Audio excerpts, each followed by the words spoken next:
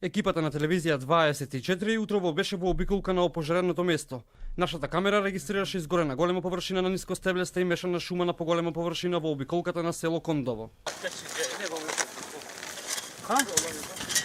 Вчера вечер, после 22 часот, поради ветерот, состојбата се влошила и пожарот се приближил до селото. Огнот стигнал кон првите куќи. Мештаните, откако ја увиделе опасноста од пожарот, се само организирале да се справат со пожарот, а потоа се приклучиле и екипи кои заедно работеле на теренот.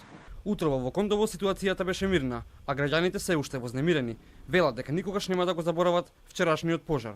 Ужасно беше синоќа, сите трчеле, и пожарни, и комунални, само џабе не вредеше, имаше голем ветер и не можеле да успеле да го изгаснат. Тие од село горе што живееле, сите се одселиле од таму.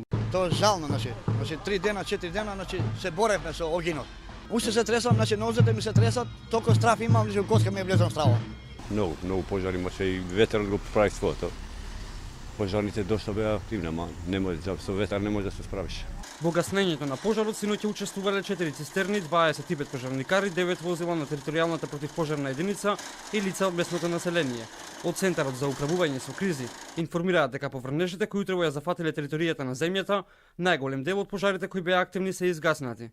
Пожарот кај манастирот Трескавец во Прилеп е локализиран. Таму гори уште само сува трева, но далеко од манастирот и нема опасност. Под контрола е и пожарот во близина на селата Крушевица и Бонче, како и пожарот кај селото Никодин.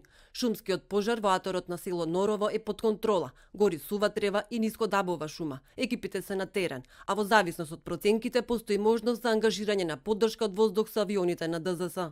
Илјадници хектари шума изгореа во налетот на огнената стихија која ја зафати Македонија изминативе 3 недели.